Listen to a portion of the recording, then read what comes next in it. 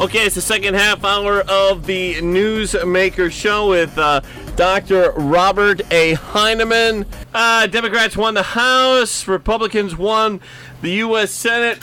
What will the Democrats do in the House? What will the GOP do holding on to the Senate? Well, I don't know. We can say too much at this point. Just some general points in this respect. First of all, if I'm the Republicans in the House, I'm just going to sit back and watch the Democrats go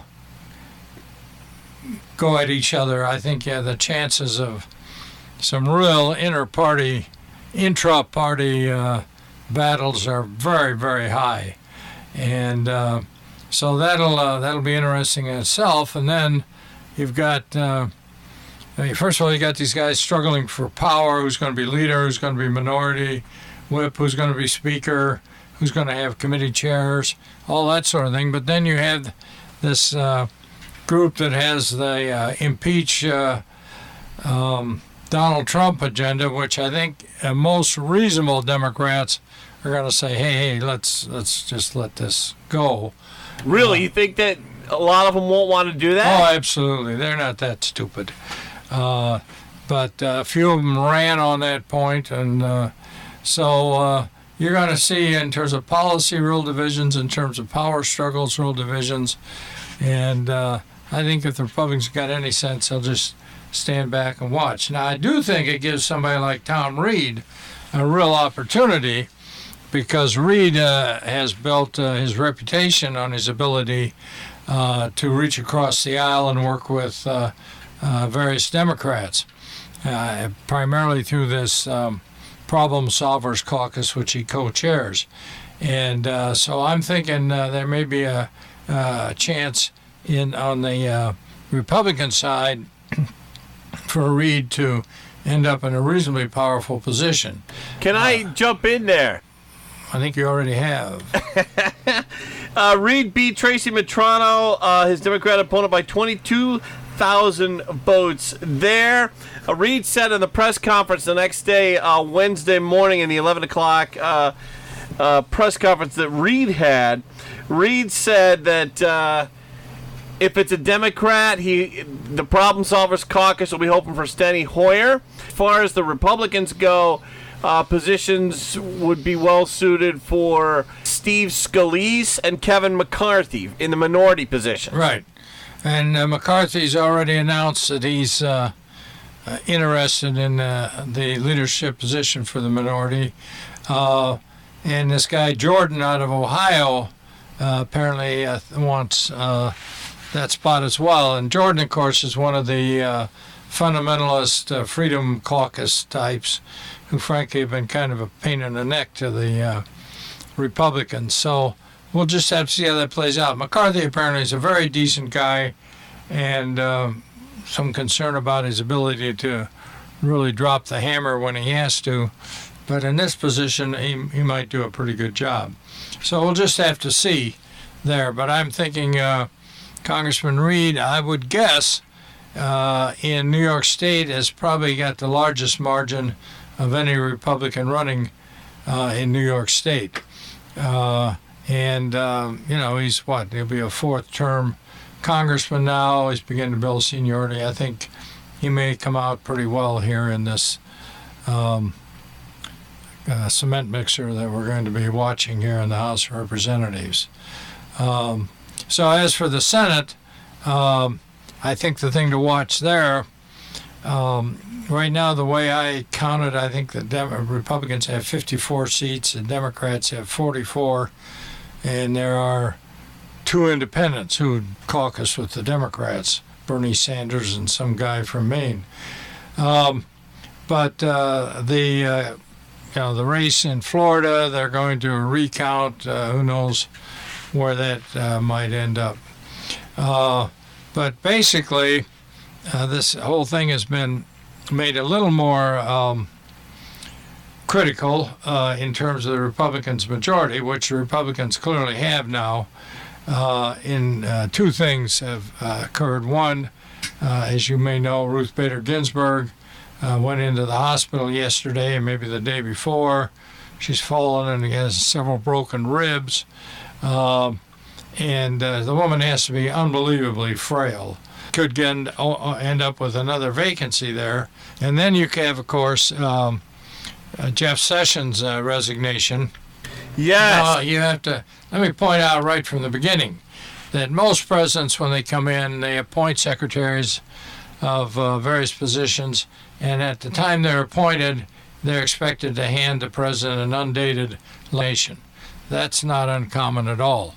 So Trump may have done the same thing here, and of course Sessions' letter is not dated. But I haven't read it over carefully.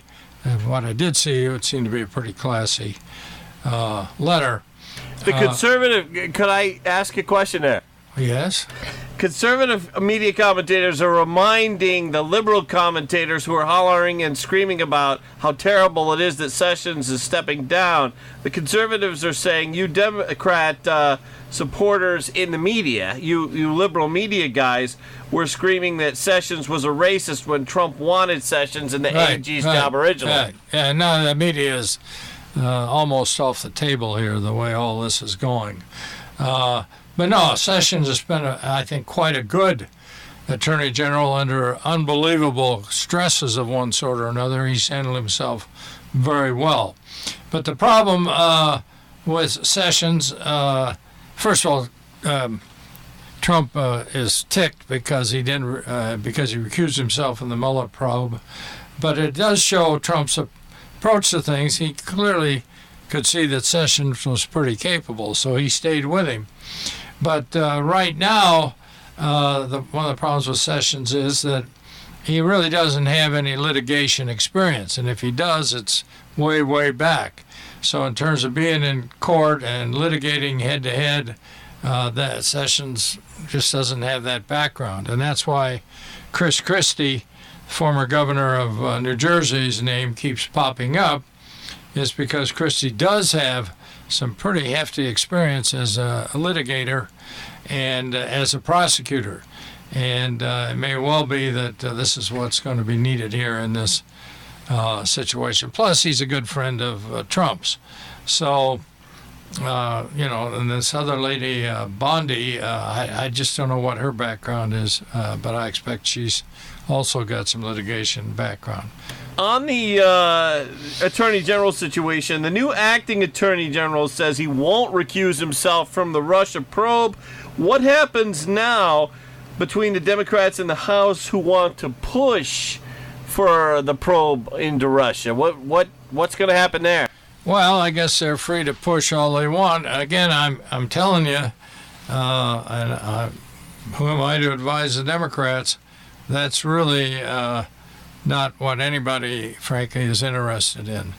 So they want to put their time into that and try to stir up all sorts of scandal. I would think, first and foremost, if there was much there, it would have leaked out by now.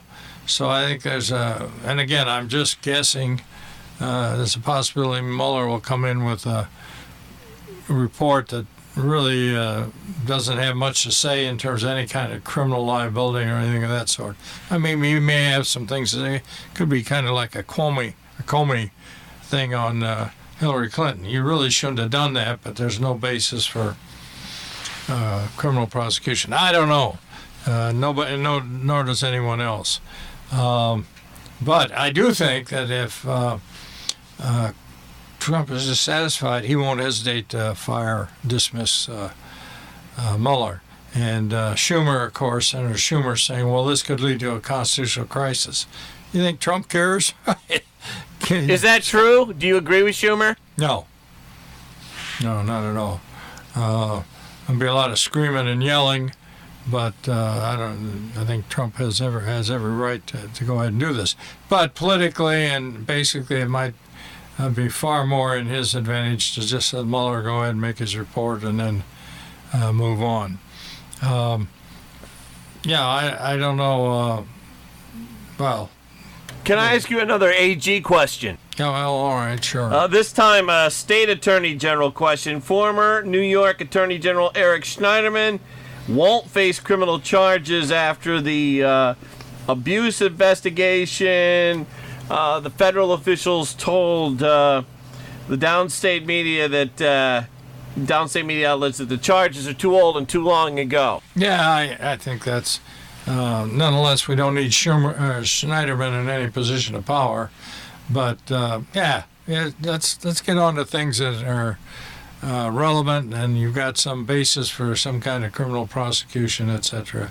Now, I agree there. Now, I do think, and I don't know how far you want to discuss this, but I think the people in New York State had better, especially in Western New York, had better hunker down, because it's going to be coming fast and furious. You're talking about the Democrats controlling the Assembly, State, Senate, and the governor's mansion. Right. And the State Senate control is, I think I saw the largest in this century, well, in the past century. The Democrats, I think, have something like 38 or 39 seats in the State Senate now. And you got a couple of things happening there. One, you've got the liberal downstate progressive movement there in terms of trying to push through all kinds of things, which we'll identify here shortly. And second, you have a governor now who is undoubtedly getting ready to run for the presidency. And it wants to show that he can push through a lot of really progressive legislation, that he can get things done. And in some respects, Cuomo's not too bad at that. But whether you agree with what he's bringing down, well, I don't know. And so we look at things like the gun owners, the SAFE Act. Are you kidding me? By the time they get done with the SAFE Act, the idea that it's going to be... There'll be a SAFE Act 2. A SAFE Act 2, which will be a heck of a lot stronger than the SAFE Act 1. So I guess these people probably shouldn't be putting their yard signs away yet on the SAFE Act, because I can guarantee you that's going to get treatment. But also this idea of universal health care for everybody. Clearly, a lot of these Democrats have been pushing this, as has Cuomo. And I don't know how they put that together or expand Medicaid to everybody. I don't know how that will play out, but they'll definitely do something in that area. Third, Cuomo and a lot of the Democrats have been pushing free college tuition for state college students. And you can bet there's going to be a real push on that. And that's just going to destroy some of these small private schools in the state. But that's, again, the power has moved very clearly to the New York City and surrounding suburbs area. And those guys, in terms of Mayor de Blasio, if he and Cuomo work together, which apparently they're clearly reaching out to each other right now, man, oh man, you have no idea. There's going to be all kinds of legislation enacted. All these special interests and identity politics are going to have their day in New York State. Going to take a quick break. We'll be back with Dr. Bob right after this. What should you do if you're sick, but your doctor's office is closed, or you don't have a primary care provider? Choose St. James Hospital's Express Care. Express Care is conveniently located at 20 Elm Street in Hornell. We're open 7 days a week from 10 a.m. to 8 p.m., and you never need an appointment. Just stop in when you need us. Express Care, compassionate care, quality care. Open 7 days a week from 10 a.m. to 8 p.m. From UR Medicine, St. James Hospital. It's going to be cloudy during today, breezy and rather chilly, with some rain developing and then going over to some snow. We may see an inch of accumulation, high temperature low 40s, then turning colder. Tonight, cloudy, scattered snow showers, inch or less out of it, low temperature about 30, and scattered snow showers or flurries on Saturday may give us another coating, otherwise cloudy, breezy, and cold in the mid-30s. This is meteorologist Gary Best. Back with Dr. Robert A. Heineman, Professor Emeritus, Alfred University. We were talking about what New York State's going to be like under total Democrat control. Wanted to ask you, get back to the election there. Larry Sharpe. Now, a lot of conservatives were very worried before the election about the Larry Sharpe effect, afraid that he was going to parole the whole thing. Right. The numbers, you want to hear the numbers? I know them. Fact is that Sharp and the Green candidate ended up with about 1.5% of the votes each. And that's not unusual with these third-party candidates. They get high numbers in the polls, and then once you get closer and closer to the election, most voters realize, hey, hold it here, I can vote to where it may make some difference. The one issue that this does touch on, Brian, first of all, the reform, as you've mentioned before, these guys are trying to get 50,000 votes for governor so that they can get a line on the ballot.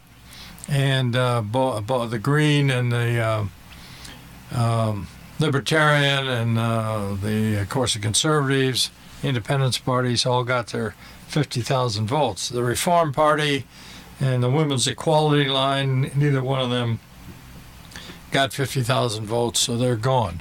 And my view is that this costs the voters, the public, a heck of a lot of money, all these half-baked third parties, in a lot of different ways. But I think the really reasonable bipartisan approach to this would be raise that threshold to 200,000, so that you can't get an automatic spot on the ballot without at least getting 200,000 votes for your candidate for governor or on your line for governor.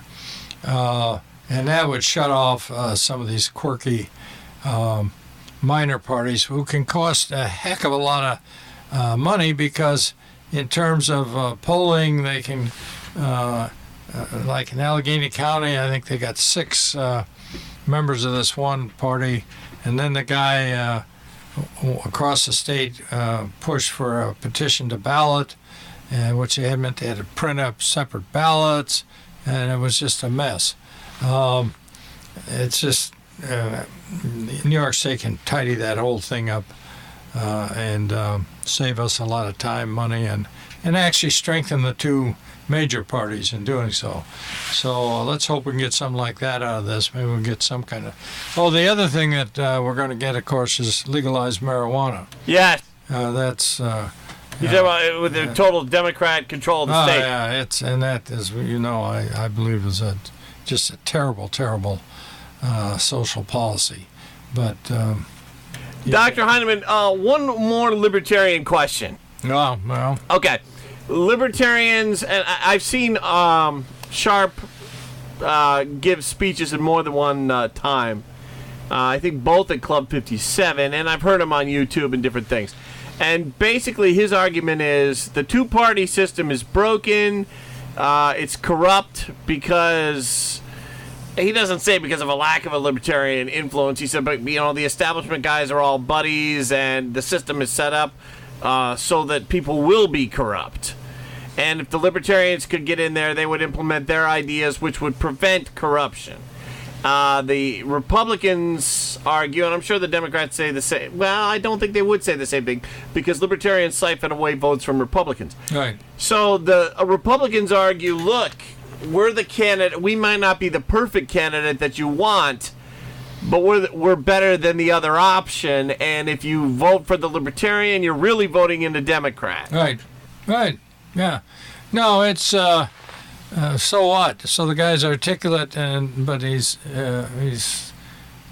in many ways politically totally meaningless. But I mean, you could end up with a situation where it drew off enough votes to hurt the Republican. For example, again, McAuliffe, when he was running for governor in Virginia, of course, he financed the Clintons' house in Chappaqua. He did a number of other things financing the Clintons. So the Clintons got some fundraiser out in Arizona or somewhere to back a pizza delivery guy on the Libertarian line in Virginia in the governor's race. And the guy got 5 or 6% of the vote, and that basically torpedoed whoever the Republican was running for governor. But right now, in the current election in Arizona, where you have, what's her name, McSally, is that her name? Yes. Against Sinema. And she's up by, I'm trying to think, yesterday she was up by, I don't know, about 20,000 votes or something like that with all the votes counted. But the Green candidate in that race had something, I'm thinking 30,000 votes or 40,000 votes or something like that, which I think pretty clearly hurt the Democrat candidate. Most of those Green votes are votes that would normally, I think, go to the Democrats. So, you know, they're the third party too, as hurting one of the major parties. So it's, you know, it's a tough question. But again, in New York, they have what they call union and unified voting. That's not quite the right term, where you got the same candidate on 3 or 4 different lines, then you can add all those lines up. And I think New York is only one of 5 states that allows that. Most states, if you run on this line, those votes go to that party, and they don't aggregate together, which would again shut down a lot of this minor party fiasco business. But again, we don't need to spend too much time on that because, frankly, they're all pretty irrelevant in this past election. But again, I hesitate to be too dramatic on this, but I think the people of Western New York, in terms of economic development, in terms of guns, in terms of abortion, all these areas, they're going to take some very heavy hits. Senator Kathy Young, I'm guessing she's not going to be on the Senate Finance Committee chair. Well, she won't be the chair, that's for sure. Will she have any kind of seniority in any big committees like that? Well, I guess you could have seniority, but the thing you don't understand about the way things operate in Albany, for example, I don't know what the Republicans did in the Assembly. If they got any fewer members of the Assembly than they had before, out of 150 members, you may have 40 Republicans or 35. They don't even get paper clips. Now I'm overstating that a little bit, but they're just totally ignored. And then, so now in the Senate, the same sort of thing is going to happen to the Republicans in the Senate. And they're just going to be pushed off the side. They don't need them for anything, and they're going to become kind of irrelevant. So the only hope for the Republicans is that somehow they come back and recover control of the Senate. And the reason this is a key issue is because in 2020, 2 years from now, less than 2 years from now, they're going to redraw the lines based on the census. And if the Democrats control the Assembly and the Senate and the governorship, the Republicans will never get control of the Senate again. Last question, too.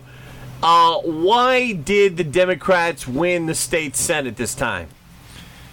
I think Cuomo put some real effort into helping him, and the fact that he was leading by such a huge margin carried down, and that's another thing he's going to run for the presidency on, saying, look, I can do you guys down ballot.